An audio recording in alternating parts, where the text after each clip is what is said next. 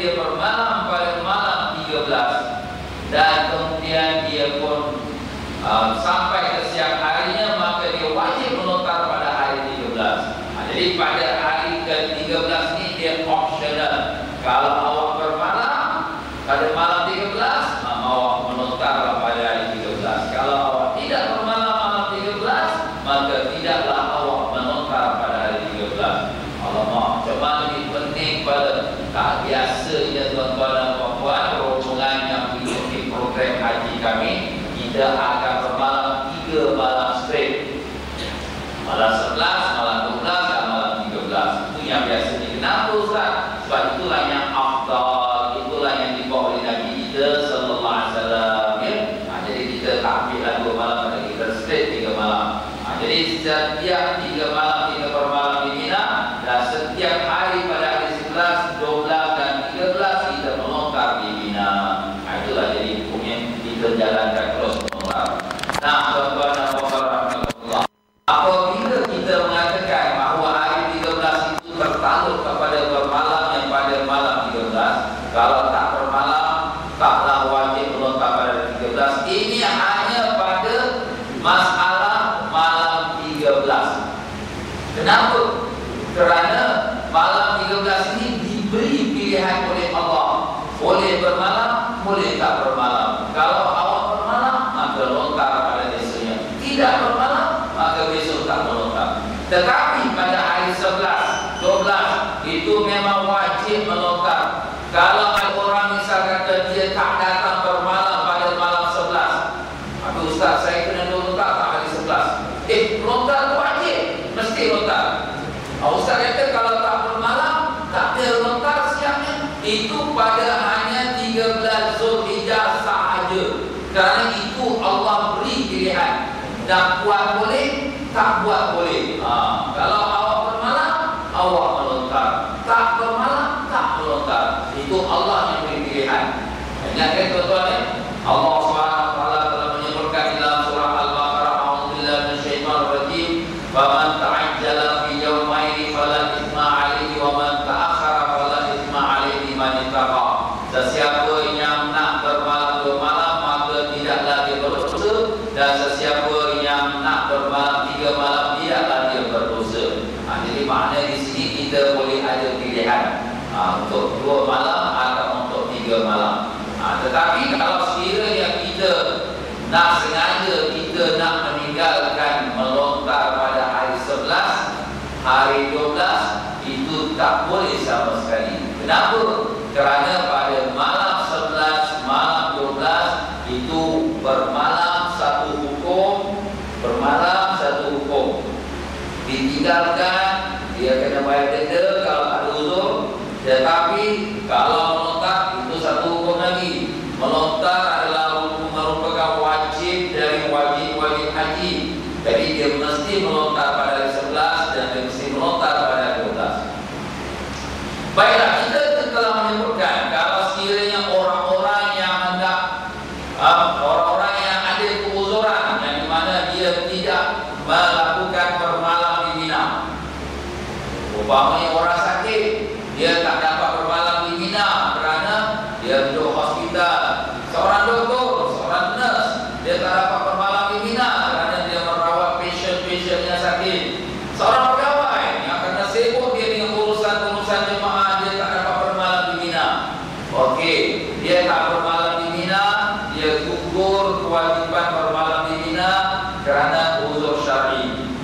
Tapi ini bukan bermakna dia tak wajib melontar pada hari 11 dan 12. Tidak bermakna demikian. Dia tak bermalam, itu satu hukum.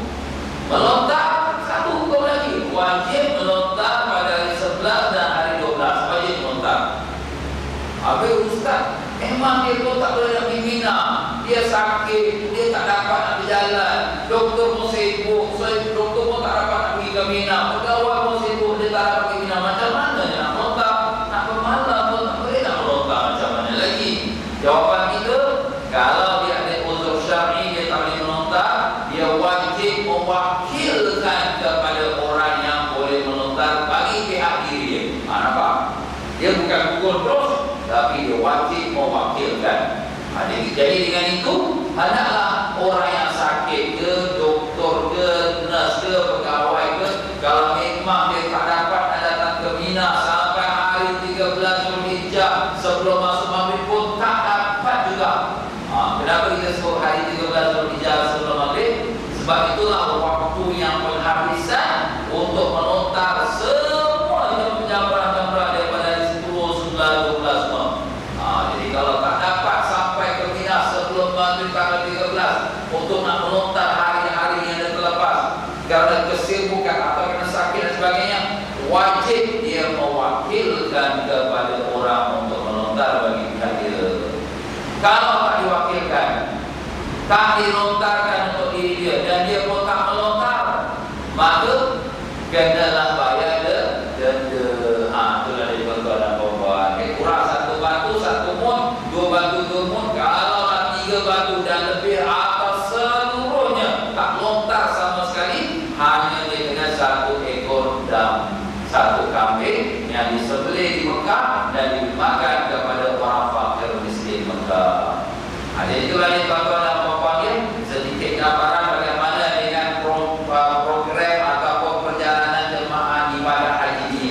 Mungkin ada juga orang bingung, Ustaz, tak faham sangat. Memang benda ini bukan senang, mudah dan lancar begitu saja. Sebab perbuatan ibadah haji ini kita buat mungkin semua hidup sekali. Bolehlah kalau semayang, tiap hari kita semayang. Sekali cakap Ustaz dekat dah faham dah. Tapi ni haji kita cuma bayang-bayangkan saja. Nanti sampai sana, insya-Allah pihak kami, kalau sekiranya jemaah yang bersama kami, setiap satu perbuatan pekerjaan haji sebelum kita laksanakan akan kami beri penerangan, penjelasan. Dan bukan sekadar penerangan penjelasan, jemaah itu sendiri pun kita bimbing untuk kita melakukannya. Jadi insya-Allah perkara ini akan dapat kita pimpin dan terkawal dan dalam keadaan yang penuh. Kita katakan tidak ada ragu-ragu dan was-was. Itulah dia tuan-tuan dan puan-puan. Baiklah, setelah kita pun selesai daripada melakukan melontar dan bermalam di Mina sampailah hari 13, selesailah kita daripada wajib haji bermalam dan juga wajib haji kita melontar 3 jamrah. Kita pun dah selesai ibadah haji. Rukun haji pun dah komplit dan wajib haji pun dah komplit. Nah, sekarang sudah tiba masa yang pula untuk kita meninggalkan kota Mekah maupun untuk kita berangkat pergi ke Madinah ataupun untuk kita balik ke Jeddah untuk kita berangkat pulang ke Singapura. Jadi sebelum kita keluar dari rumah sahabat kita, sebelum kita keluar rumah daripada orang yang menyokong kita jumpalah tuan rumah. Terima kasih banyak-banyak ya. Kita pun ucapkan Assalamualaikum, kita pun keluar. Begitulah tuan-tuan dan puan-puan sebelum kita meninggalkan kota suci Mekah. Maka seperti mana kalau kita datang ke Mekah, kita beri penghormatan kepada Kaabah dengan kita mengerjakan tawaf apa ya? Kalau kita datang Mekah, kita